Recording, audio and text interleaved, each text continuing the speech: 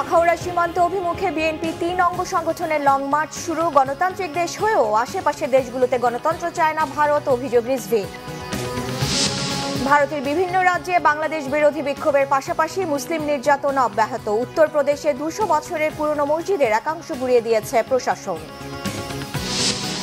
চুক্তি অনুযায়ী শেখ হাসিনাকে বাংলাদেশে ফেরত পাঠানোর উদ্যোগ নেওয়া উচিত ভারতের, বলেছেন চিফ প্রসিকিউটরের পরামর্শক টবি ক্যাডম্যান। দেখছিলেন গ্রাউন্ড সিমেন্ট সংবাদ শিরোনাম। আখাউড়া সীমান্ত অভিমুখে লং মার্চ শুরু করেছে বিএনপির ৩ অঙ্গ সংগঠন, ছাত্রদল, স্বেচ্ছাসেবক দল ও যুব দলের নেতাকর্মীরা।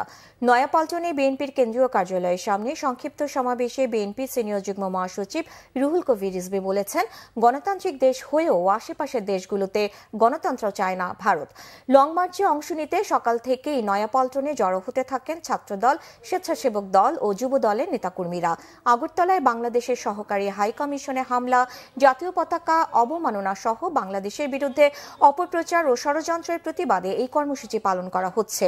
সংক্ষিপ্ত সমাবেশে বিএনপি সিনিয়র যুগ্ম মহাসচিব রুহুল কবির রিজভী বলেন, পিন্ডির কাছ থেকে স্বাধীনতা এনে দিল্লির কাছে দেবে না বাংলাদেশের জনগণ। লেডি ফেরাউনকে ক্ষমতায় রাখতে ১৭ বছর ধরে সমর্থন দিয়েছে ভারত। বিএনপির কেন্দ্রীয় কার্যালয়ের সামনে থেকে সকাল ৯টায় লং মার্চ শুরু হয়। সাইনবোর্ড, চিটাগাং রোড, কাঁচপুর মোড় হয়ে ভৈরব পৌঁছাবে লং মার্চ।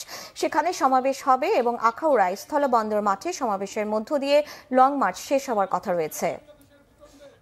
ভারত গণতান্ত্রিক দেশ, তাদের ওরা নিজেরা গণতান্ত্রিক দেশ, কিন্তু ওরা চায় না বাংলাদেশ, তারা এখানকার জনগণের কথাই চলুক। তারা ভুটান, তারা নেপাল, তারা কি বলে যে মালদ্বীপ, শ্রীলঙ্কার লোকরা নিজের কথাই চলুক, দিল্লির কথাই চলতে হবে। ওই স্বাধীনতা আবার বিক্রি করে দেব? আমরা পিন্ডির কাছ থেকে স্বাধীনতা ছিনিয়ে এনেছি, এটা দিল্লির কাছে আমরা আত্মসমর্পণ করবো? এই রাস্তা আমাদের মাঝে নেই। বাংলাদেশের সংখ্যালঘু নির্যাতনের অভিযোগে ভারতের বিভিন্ন রাজ্যে বিক্ষোভ মিছিল হলেও একই দিন উত্তরপ্রদেশে প্রায় ২০০ বছরের পুরনো মসজিদের একাংশ গুড়িয়ে দিয়েছে স্থানীয় প্রশাসন। বাংলাদেশ বিরোধী অপপ্রচারের ধারাবাহিকতায় মঙ্গলবারও ঝাড়খণ্ড, উত্তরাখণ্ড, উত্তরপ্রদেশ সহ ভারতের বিভিন্ন অঙ্গরাজ্যে মিছিল করেছে ক্ষমতাসীন বিজেপি ও শরিক দল সহ কট্টর হিন্দুত্ববাদী সংগঠনগুলো। বাংলাদেশি হিন্দু সম্প্রদায়ের নিরাপত্তা নিশ্চিতে মানবাধিকার সংস্থা সহ আন্তর্জাতিক সম্প্রদায়কে সরব হওয়ার দাবি তুলেছেন বিক্ষুব্ধ নেতারা। বলেছেন, বাংলাদেশের অন্তর্বর্তী সরকার প্রধান ডক্টর মোহাম্মদ ইউনূসের এই বিষয়ে সচেতন হওয়া উচিত। এদিকে প্রতিবেশী দেশের সংখ্যালঘু নির্যাতনের অভিযোগ তুলে উত্তরপ্রদেশে বিক্ষোভ হলেও একই দিন ওই রাজ্যে ভাঙা হয়েছে প্রাচীন এক মসজিদের একাংশ। ফতেহপুর জেলা নুরি মসজিদের ২০ মিটার পরিমাণ অংশ বুলডোজার দিয়ে ঘুরিয়ে দেওয়া হয়েছে। স্থানীয় প্রশাসনের দাবি, মহাসড়কের প্রস্থ বাড়ানোর জন্য ২ থেকে ৩ বছর আগে তৈরি করা মসজিদের বর্ধিত অংশ ভাঙা হয়েছে। এই বক্তব্য নাকচ করে মসজিদ কমিটির দাবি, ২-৩ বছরের মধ্যে মসজিদের অংশ বাড়ানোর প্রমাণ নেই, এমনকি স্যাটেলাইটে সংরক্ষিত ছবিতেও প্রমাণ পাওয়া যাবে না। মসজিদটি নির্মিত হয়েছে ১৮৩৯ সালে, আর এর চারদিক ঘিরে রাস্তার নকশা তৈরি হয়েছে ১৯৫৬ সালে।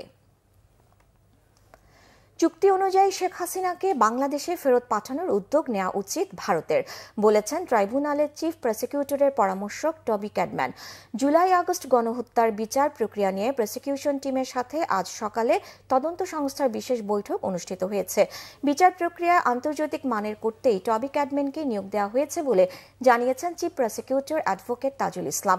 বৈঠক শেষে টবি ক্যাডম্যান বলেন, আন্তর্জাতিক অপরাধ ট্রাইব্যুনাল আইনের সংশোধিত অধ্যাদেশ আন্তর্জাতিক মানের হয়েছে, তবে ট্রাইব্যুনাল আইনে আরও কিছু সংশোধনী আনা প্রয়োজন হতে পারে বলেও জানান তিনি।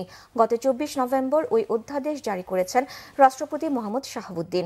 আন্তর্জাতিক মানদণ্ড মেনে স্বচ্ছ ও গ্রহণযোগ্য বিচার প্রক্রিয়ায় ট্রাইব্যুনালকে পূর্ণ সহযোগিতার আশ্বাস দিয়েছেন টবি। তিনি বলেন, অভিযোগ গঠনের পর ভারত শেখ হাসিনাকে ফেরত দেবে বলে বিশ্বাস করি, তবে না দিলে প্রয়োজনে আইসিসির কাছে আবেদন করা হবে।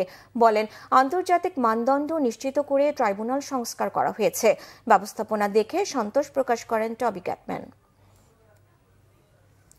বাৎসরিক বেতন বৃদ্ধি সহ 7 দফা দাবিতে আবারও বেশ কয়েকটি পোশাক কারখানায় কর্মবিরতি পালন করছেন শ্রমিকরা। এ ঘটনায় বেশ কিছু কারখানা সাধারণ ছুটি ঘোষণা করা হয়েছে। সকালে আশুলিয়ার নাসা গ্রুপ, শারমিন গ্রুপ ও হামিম গ্রুপের কারখানা সহ বেশ কয়েকটি পোশাক কারখানায় সাধারণ ছুটি ঘোষণা করা হয়। শিল্প পুলিশ জানায়, বাৎসরিক বেতন বৃদ্ধির দাবিতে কর্মবিরতি পালন করে শ্রমিকরা। তারা কাজ বন্ধ করে 7 দফা দাবি পেশ করে।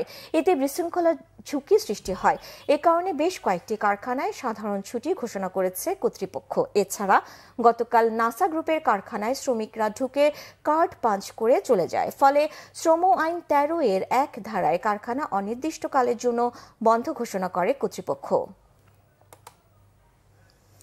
অগ্রহায়ণ শেষ হওয়ার আগে উত্তরে দাপট দেখাচ্ছে শীত। ঠান্ডা বাতাস আর ঘন কুয়াশায় দুর্ভোগে ছিন্নমূল ও খেটে খাওয়া মানুষ। থমকে গেছে উত্তরাঞ্চলের স্বাভাবিক জীবনযাত্রা। রংপুরে সর্বনিম্ন তাপমাত্রা রেকর্ড করেছে 13 ডিগ্রি সেলসিয়াস। ঘন কুয়াশার চাদরে ঢাকা পড়েছে চারপাশ। সকালেও সড়কে যানবাহন চলাচল করেছে হেডলাইট জ্বালিয়ে। শীত বেড়ে যাওয়ায় সবচেয়ে দুর্ভোগে পড়েছেন শ্রমজীবী ও খেটে খাওয়া মানুষ। শীত ও ঠান্ডার কারণে কাজে বের হতে পারছেন না অনেকে। গরম কাপড়ের অভাবে শীত কষ্টে পড়েছেন এ জনপদের মানুষ। কুড়িগ্রামে বেড়েছে শীতের তীব্রতা। মেঘলা আকাশ আর হিমেল হাওয়ার দুর্ভোগ বেড়েছে এ জেলায়। 2 দিন থেকে দেখা মিলছে না সূর্যের। এতে রাতের পাশাপাশি দিনভর শীতের প্রকোপ বাড়ছে। ঝরছে বৃষ্টির মতো শিশির। এতে ব্যাহত হচ্ছে মানুষের স্বাভাবিক কাজকর্ম। বিপাকে পড়েছে নদী পার ও চরাঞ্চল সহ ছিন্নমূল মানুষ। এছাড়া চরম বিপাকে পড়েছে খেটে খাওয়া ও নিম্ন আয়ের শ্রমজীবী মানুষ। এদিকে কনকনে শীতে জুবুথুবু নাটোরও। তীব্র শীতে বিপাকে শিশু ও বৃদ্ধরা। এই ছিল এখনকার মতো। পরের সংবাদ বেলা 2টায়। এর আগে 1টায় রয়েছে নিউজ টপ 10 দেখার আমন্ত্রণ রইল। এছাড়া বাংলাভিশন সংবাদ ও সংবাদ সংশ্লিষ্ট অনুষ্ঠান দেখতে ভিজিট করুন www.tvnews24.com ও facebook.com/banglavisionnews এবং সাবস্ক্রাইব করুন youtube.com/banglavisionnews। ধন্যবাদ।